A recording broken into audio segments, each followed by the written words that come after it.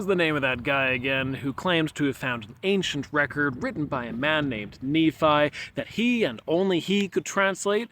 Oh yeah, Athanasius Kircher. Bet you were thinking Joseph Smith, weren't you? He did that too, but believe it or not, he wasn't the first. Would you come with me on a little journey? 200 years before Joseph Smith, Athanasius Kircher was a wannabe Leonardo da Vinci. He was creative and smart, studying all sorts of subjects and languages, even becoming a Jesuit priest. But as a linguist, Kircher claims to have found the link between ancient Egyptian hieroglyphs and modern Coptic, which was the language spoken in Egypt before it was eventually replaced by Arabic. His link was an ancient manuscript by a Babylonian rabbi, Berechius Nephi. Now at this point, Egyptian hieroglyphs were totally indecipherable. No one could figure out how to translate them until Kircher came along with his manuscript by Rabbi Nephi that, from my understanding, he said to have had instructions written in Arabic on how to read Egyptian hieroglyphs. It even had what one might term Reformed Egyptian. Amazing, huh? It's too bad he was eventually found to have fabricated the entire thing. No one before or since has ever set eyes on this supposed history-changing manuscript, and all of his Egyptian translations turned out to be, well, bull.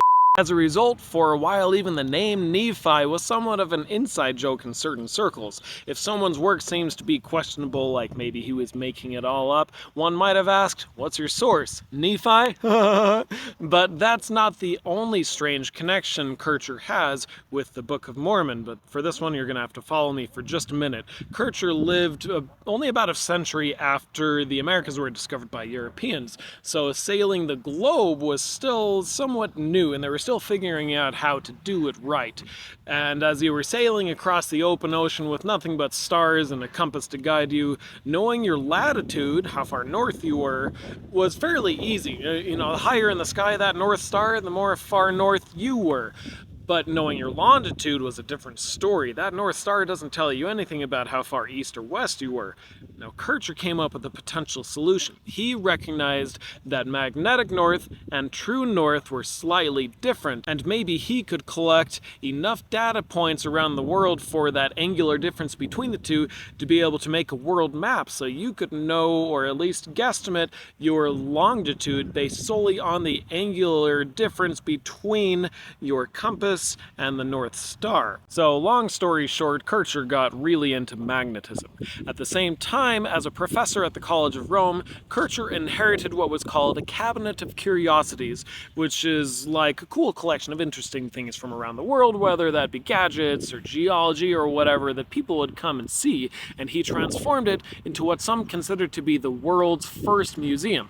In this museum, he had magnetic gadgets and compasses that he created, the one might call round balls of curious workmanship with inscriptions on the outside and pointing spindles on the inside, and maybe it's just pure coincidence that they exactly match the description of the Liahona in the Book of Mormon. But I'm not done. In his writings about magnetism, Kircher explained that it's all spiritual in nature, that all living things have this spiritual magnetism, and that God is the central magnet of all things. It's not unlike the modern concept of energy vibrations and spirituality, only instead of vibrations, it was magnetism. You know, how the Liahona worked. Magnetism based on spirituality. But even with all of these connections, I can still imagine someone optimistically persuading themselves that it's all just a coincidence, that Athanasius Kircher in the 17th century has nothing to do with Joseph Smith in the 19th century. But I'm still not done.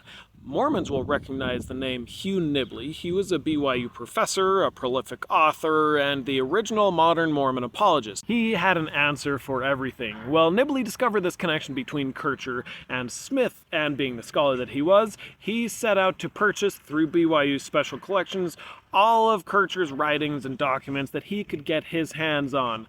Now as a result, BYU has the world's largest collection of Kircher's stuff. At the time, they even got the attention of a rare books journal who praised them for their commitment to researching in the 16th and 17th centuries. But they spoke too soon. It appears that Nibley did all this in order to try and make sure it didn't see the light of day. Literally, he put all of it in their vault. After who knows how much money was spent over the course of decades that he did this, almost no Mormon today has ever even heard of Athanasius Kircher, thanks to the scholar Hugh Nibley. So, doubters out there, still think there's nothing to it? Because Nibley obviously thought there was.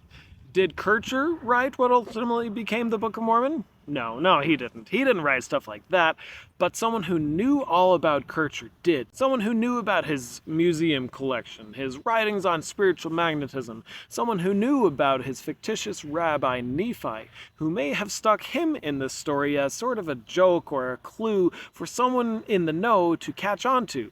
But no one ever did. Was that someone Joseph Smith? Again, no. Are you kidding? He never had an original idea in his life, and most likely he also had never even heard of Kircher. But I'm not going to go any farther. Most of what I've explained here has come from a new book by Lars Nielsen, How the Book of Mormon Came to Pass, and I think you should read it and decide for yourself what you think happened. And then spread the word, because this has the potential to change everything we thought we knew about the Book of Mormon, and the more people who know about it, the more likely we are to have other scholars look into it and either validate it or not. Now, I'm not being compensated for any of this. This is still just Ryan nerding out, so I'm going to be honest. You're going to either love or hate his writing style. But the information in the book is mind-blowing, and I am super excited to see what this does to the Mormon landscape over the long run.